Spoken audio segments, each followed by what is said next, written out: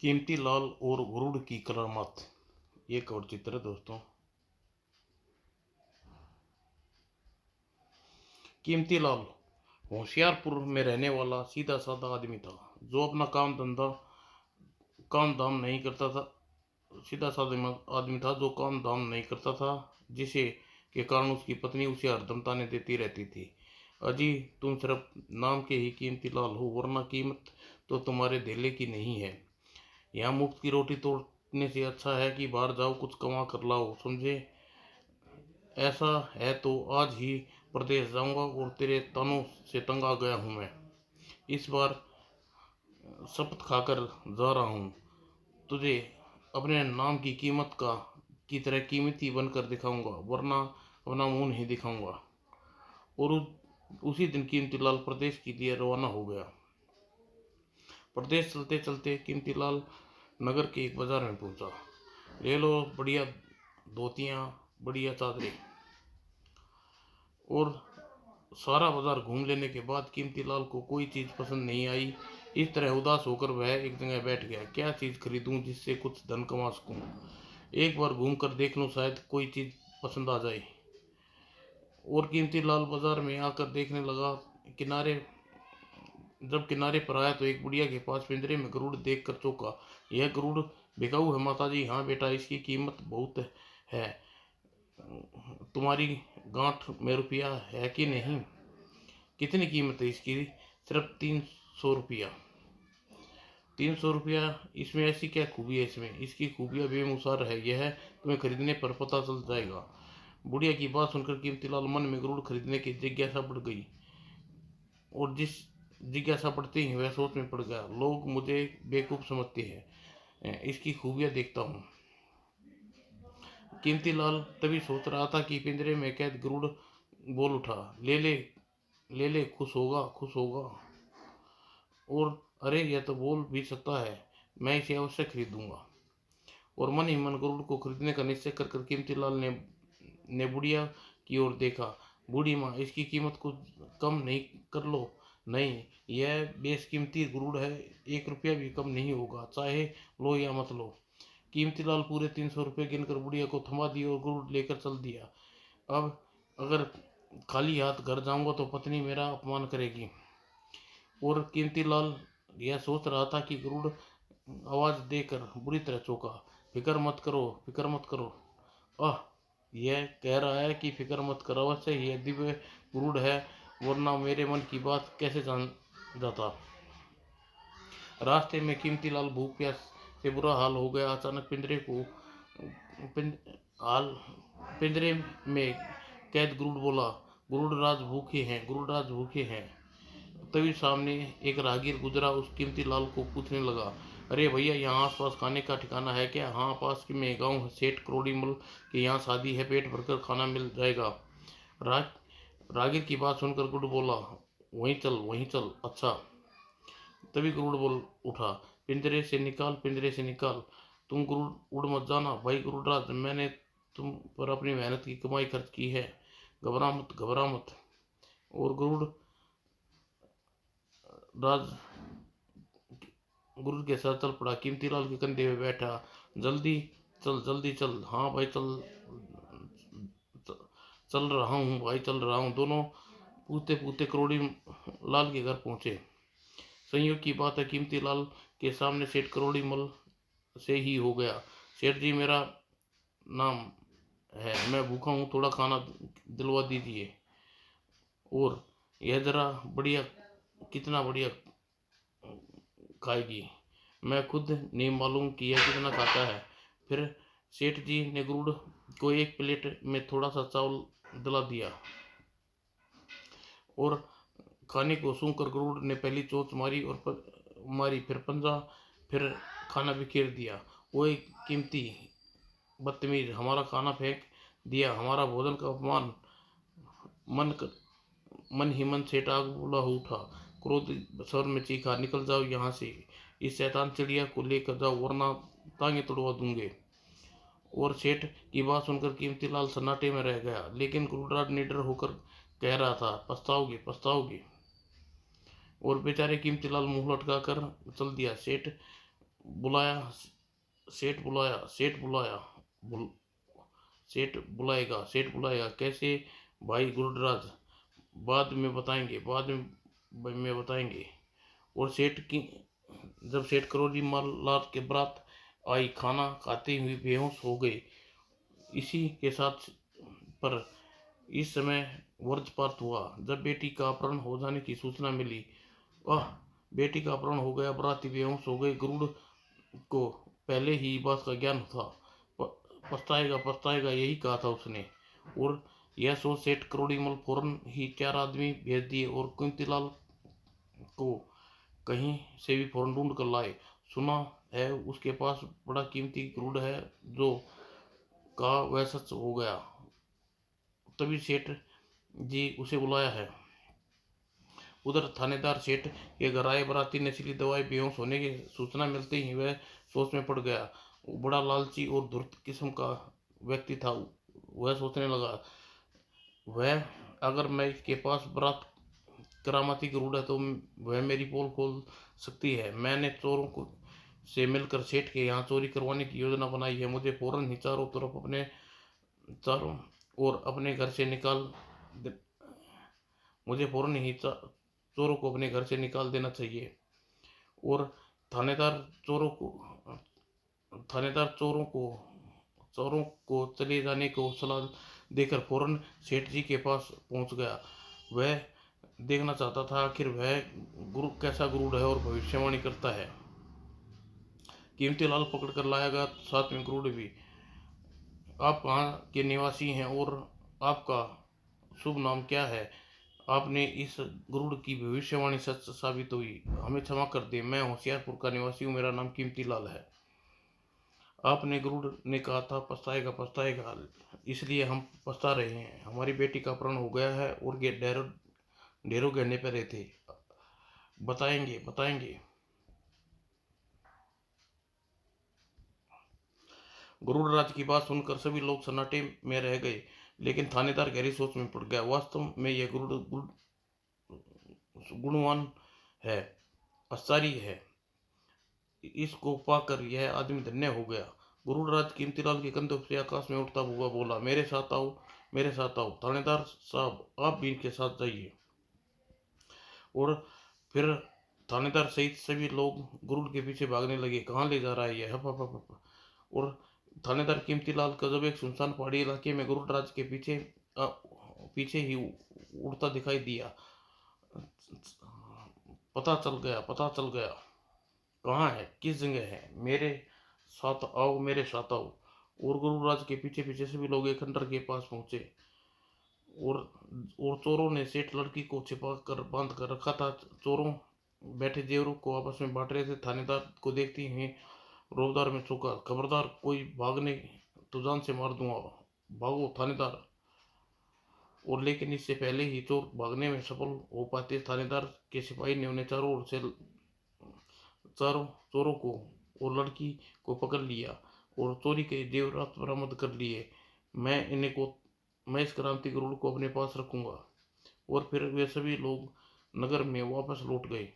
क्रोड़ीमल अपनी बेटी को सुकुशल पाकर बड़ा खुश हुआ और कीमतीलाल को बड़ा स्वागत किया। आप शयनगन कक्ष में अभी अपना बिस्तर तैयार है, चलकर आराम कीजिए। कीमतीलाल आराम करने गया और सुबह होने पर कीमतीलाल को शानदार नाश्ता मिला और सेठ उसके पास आकर बोला, यह लीजिए 500 रुपये आपका इनाम और मेरा चोरी किया धन और बेटी का पता लगाया, धन्यवाद। उधर थानेदार साजिश ने योजना बना रहा था। कीमतीलाल जैसे ही सेठ के घर से बाहर आए, तुम उसको गुरुड़ छीन लेना, समझ गए? जी हम समझ गए। और जैसे ही कीमतीलाल थोड़ी दूर आगे बढ़ा तो 4 आदमी ने उसे घेर लिया। एक खबरदार, आगे बढ़ा तो जान से मार दिया जाओगे। यह करामाती गरुड़ हमारे हवाले कर दो। फिर चारों ने कीमतीलाल को हाथ से पिंजरा छीन लिया। अब क्या करे, मैं लुट गया। और करामाती गरुड़ चिल्लाया, घबरा मत बू।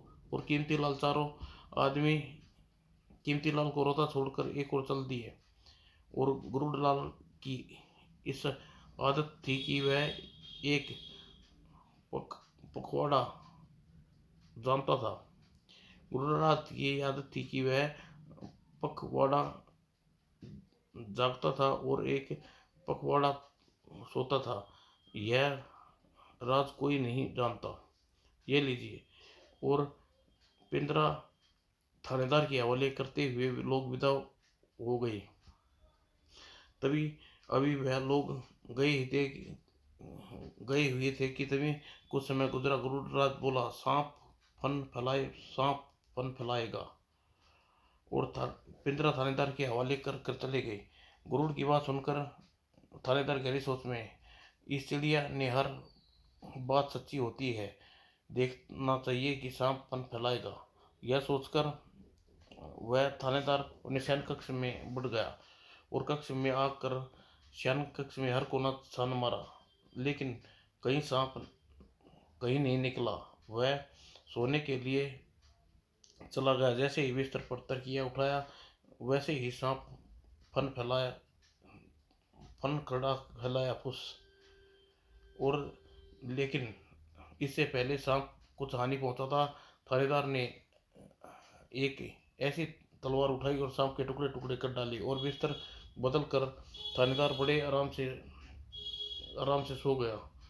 और सुबह जैसे ही उसकी नींद खुली तो सामने राजा के सैनिक देखकर आधा चौंका। सैनिकों राज दरबार में उपस्थित होने की सूचना देकर चले गए। और सैनिकों के जाते ही गुरुराज के पास जाकर खड़ा हो गया और गुरुराज से पूछना चाहता था उसे क्यों बुलाया है। गुरुराज ने यह बताओ कि राजा ने मुझे क्यों बुलाया है, लेकिन गुरुराज की बात का जवाब नहीं दिया, क्योंकि वह बहुत सुबह ही उसको सोने का था। पर खाड़ा शुरू हो गया। सोने दो, अबे मेरी जान पर आबनी है और तुझे कह रहे हो सोने दो। गुरुड़ तंग आकर झूठ कह दिया, फांसी लगेगी फांसी लगेगी। और सुनकर थानेदार आग उगला हो उठा, उसे मारे क्रोध के पिंजरा पटक दिया। और पिंजरे के गिरते ही दरवाजा खुल गया और गुरुड़ आकाश में उड़ गया। और उस दिन जब लंबी यात्रा करने के बाद अत्यंत कीमती लाल को ढूंढ ही लिया, अपने घर के सामने खाट पर खराटे ले रहा था। मैं आ गया, ओह मेरा करामती गुरुड़ आ गया। अब गुरुड़ का पकाना जागने का था। पक, पक, पखवाड़ा। और उस रात कीमती लाल ने गुरुड़ से अच्छी अच्छी चीज खाने को दी। और उसी रात कीमती लाल ने गुरुड़ को हमदर्दी भरे स्वर में कहा, गुरुराज, मुझे भविष्यवाणी करते हो सच निकलती है। इसका कारण मुझे लगता है तुम कोई दिव्य आत्मा हो। नहीं कीमती लाल, मैं ये एक बहुत बड़ी कहानी है मेरी। भविष्यवाणी की सच्चाई एक महात्मा वरदान है जिसने मुझे श्राप दिया था। महात्मा श्राप मैं कुछ समझा नहीं, साफ साफ बताओ। बहुत समय पहले एक राजकुमार था। मैं गरुड़ एक महात्मा के श्राप से बना हुआ हूँ। आश्चर्य है, तुम राजकुमार हो, किसी के ने श्राप से गरुड़ बने हो। यह एक कहानी लंबी कहानी है, सुनो मैं बताता हूँ। मेरा नाम पद्म सिंह है और मैं रजतगढ़ का इकलौता बेटा हूँ। आज से 2 माह पहले जब मैं जंगल में अपने साथियों के साथ शिकार खेलने गया था तो हम हंसते खेलते भटक गए। ओह लोग तो भटक गए, कहाँ से कहाँ पहुँच गए। वापस लौटने का कोई मार्ग दिखाई नहीं दे रहा। रात होने वाली है, अब क्या करें राजकुमार जी। चारा न देख मार्ग को खोज करते हुए हम एक और चल पड़े। काफी देर सफर करने के बाद पश्चात हमें एक स्थान पर पेड़ के नीचे साधु तपस्या करता दिखाई दिया। उस बूढ़े से पूछो, हो सकता है वह जंगल से बाहर निकल कर रास्ता बता दे। जो आज्ञा राजकुमार। और फिर पाखंड और आदमी ने उस पर साधु को बुरी तरह आंखें नहीं खोली। यह देख अपना पान और क्रोध से उठा। ठहरो, इस बूढ़े का दिमाग अभी रास्ते पर लाता हूँ और वह हमारे प्रश्नों का उत्तर देगा। नहीं नहीं युवराज, साधु महात्माओं को ऐसा दुर्व्यवहार नहीं करना चाहिए, कहीं ये आपको श्राप न दे। तुम दूर उठो ब्रह्म सिंह। महात्मा श्राप मैं कुछ समझा नहीं, साफ साफ बताओ। कुछ समय पहले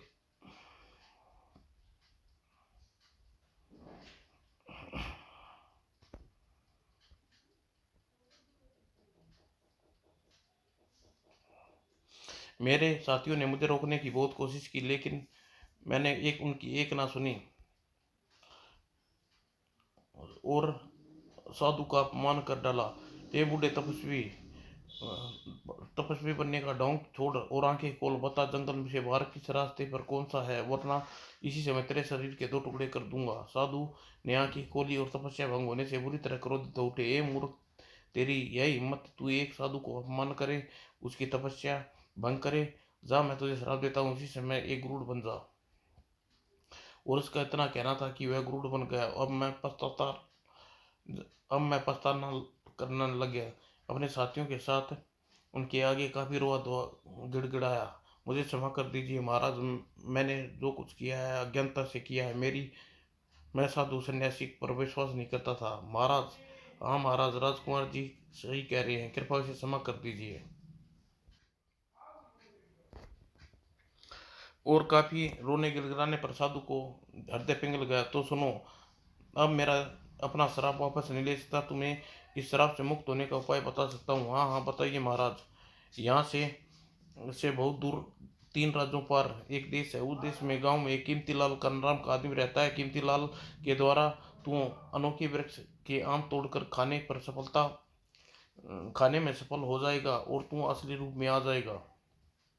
लेकिन महाराज, अनोखे वृक्ष की जानकारी कीमती लाल को, हाँ हाँ, तुम मुझे उसके साथ, हाँ उसे अपने साथ ले जाना। कीमती लाल से गांव 4 नदियों पार करने पर जंगल आता है। उस जंगल में ही पहाड़ है और सिर्फ वही एक वृक्ष है, मगर अगर लेकिन उसमें एक बाधा आएगी। जब तुम कीमती लाल के पास जा रहे होगे तो एक बेलिया पकड़ लेगा और तुम बिक कर कीमती लाल तक पहुंचोगे। इस बीच तुम्हारी हर कही बात सच साबित होगी। कहकर साधु अपने आंखें बंद कर ली और वह तपस्या में लीन हो गया। मैंने अपने साथियों को समझा बुझा कर वापस भेज दिया और मैं तीनों राज्यों पार कर कीमती लाल की खोज करता हुआ आखिरकार बेलिए के जाल में फंस गया। यही है वह बेलिया जिसने साधु ने बताया था। और वह बेलिया मुझे पकड़ कर ले आया और बेली की बात की और कहा कि मुझे 300 रुपये में बेच दे। उसकी मां को कह कर चला गया और फिर मुझे मुझे उसकी मां से खरीद लाए। सारी कहानी सुनने के बाद गरुड़राज बोला, अब छोड़ो इन बातों को, मैं तुम्हारी ही दया पर आश्रित हूँ। अगर तुम मुझे अनोखे वृक्ष के आम के फल खिला दोगे तो मैं तुम्हें माला माल कर दूंगा। लेकिन मुझे उस अनोखे वृक्ष की जानकारी नहीं है। अगर तुम उस स्थान के बारे में जानकारी रखते हो तो मुझे कोई एतराज नहीं है, मैं सुबह चल दूंगा। लेकिन उस अनोखे वृक्ष की पूरी जानकारी तो सुबह जल्दी ही जगा दूंगा। ठीक है, आराम से सो जाओ, काफी रात हो चुकी है। फिर दोनों आराम से सो गए और अगली रात कीमती लाल गुलराज के साथ अनोखे वृक्ष की तलाश में निकल पड़े। और उसी इसी जंगल की खोम के अंदर एक जादूगर था जिसका नाम विक्रांत था। वो जंगल में गुजरता वाले कोई भी व्यक्ति को जानवर बनाकर कैद कर लेता था। महाकाल, मुझे कोई यात्री इस जंगल से गुजर रहा है। हाँ स्वामी, एक आदमी, एक गुरुड़ हमारी खो की ओर आ रहे हैं। तुम फौरन उसे पकड़ कर यहाँ लाओ। और अपने स्वामी का आदेश मिलते ही खोपड़ी आकाश में और उड़ चली। और तभी, मालिक मुझे खतरे का एहसास हो रहा है, मालिक मुझे खतरे का एहसास हो रहा है। तो फिर क्या करें? तुम मेरे ऊपर सवार हो जाओ, मैं तेजी से उड़ भी सकता हूँ, साधु का दिया हुआ वरदान है। तूने पहले क्यों नहीं बताया गुरुराज? फिर गरुड़ पर फिर वह गरुड़ को नीचे बैठ गया और गरुड़ को नीचे बैठते ही जैसे चमत्कार हुआ, गरुड़ ने अपना कार बड़ा कर लिया और देखते देखते वह आकाश में उड़ने लगा। ओह, तो उड़ने खटोले जैसा आनंद आ रहा है। और फिर वह थोड़ी दूर गए थे कि सामने आती मानव खोपड़ी उसे देखकर गुड़ चौंक पड़ा। मालिक, दुश्मन सामने है, सावधान हो जाइए, मुझे मजबूती से पकड़ लीजिए, मैं इसकी अकल ठिकाने लगा दूंगा। और कुछ ही क्षणों में आमने सामने थे। ओह, तो यह खोपड़ी तो बहुत डरावनी लगती है। तभी कीमती लाल को सोच ही रहा था कि खोपड़ी की मुंह से रस्सी निकल कर गरुड़ की ओर बढ़ने लगी, लेकिन इससे पहले ही रस्सी उसे जकड़ लेती और गरुड़ ने अपना एक पंख तोड़ कर नीचे डाल दिया और पंख जमीन पर गिरते ही धमाके के साथ एक विशाल बाज प्रकट हुआ और माँ उस विशाल खोपड़ी पर झपट पड़ा। और जैसे ही बाज को महाकाल की खोपड़ी को अपने पंजे में दबाया और जैसे ही एक गगन भेदी धमाका हुआ और खोपड़ी तथा बाज के परकचे उड़ गए और महाकाल के नष्ट होते देख गरुड़ मन ही मन झूम उठे। वो मारा। अब उसकी मंजिल का रास्ता साफ था, लेकिन खतरा भी टला नहीं था। दोनों रास्ते से अनजान इस बात से। तभी गरुड़ की दिव्य शक्ति ने उसे सचेत किया। वो खतरा, अब क्या हो गया? हमारे पीछे जादूगर अजगर पर बैठा चला रहा है और अब क्या होगा? वही जो राम रची रखा। और लेकिन तब जादूगर के पास आ चुका था। उसने शक्ति का प्रहार कर दिया और गरुड़राज ने भी पंख को जमीन पर गिर कर परम शक्ति को पैदा कर दी। ए तू कौन है? तेरी मौत।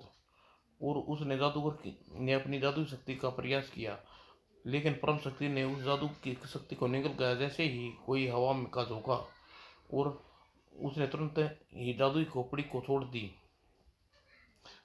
लेकिन परम शक्ति ने कि काबाल विवाह का ना हुआ। कमबख्त बड़ा ही मायावी लगता है। और फिर जादूगर ने अपनी शक्ति का प्रहार किया लय संभाले से, लेकिन परम शक्ति ने हिम्मत नहीं हारी और दोनों शक्ति जब परस्पर टकराई तो अचानक विस्फोट हुआ और दूसरे ही क्षण जादूगर की शक्ति टूट कर नीचे गिर पड़ी। अब तुझे कोई और बचा अब तुझे कोई नहीं बचा सकता पापी।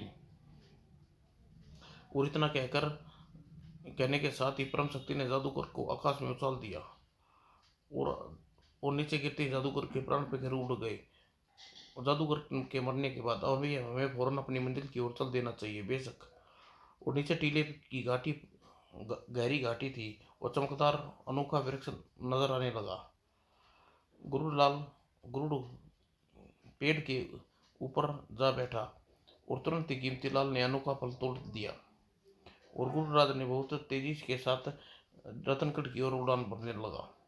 और काफी देर सफर करने के बाद पदम सिंह और माता पिता के पास पहुंचा और राज दरबार में वह फल गरुड़राज को खिला दिया। फल खाते ही चमत्कार हुआ। गरुड़राज एक सुंदरी युवराज में बदल गया। आश्चर्य है, कमाल हो गया। ओह, यह हमारे पुत्र, यह तो अपने युवराज है। और फिर राजा हर्ष से झूम उठा और कीर्तिलाल को इनाम बहुत सारा धन दिया और उत्सव मनाया गया। दूसरे दिन कीर्तिलाल अपने गांव की तरफ रवाना हो गया। अब मैं अपनी बीवी को मनवा लूंगा कि मैं बुद्धिमान हूँ, मूर्ख नहीं हूँ। जब कीमतीलाल ढेरों सामान के साथ गांव पहुंचा तो लोगों में कानाफूसी होने लगी। सारे ये कीमतीलाल इतना माल कहाँ से ले आया? वाह, यह तो उल्टी गंगा बह गई। गवार को इतना धन कहाँ से मिल गया? और यह खबर उसकी पत्नी ने सुनी तो मारी खुशी से झूम उठी। लो भगवान, अब इतना धन ले आया हूँ, तुम्हें कोई काम करने की जरूरत नहीं है। आज मानना पड़ेगा तुम केवल नाम के ही नहीं बल्कि काम के भी कीमती लाल हो। समाप्त दोस्तों।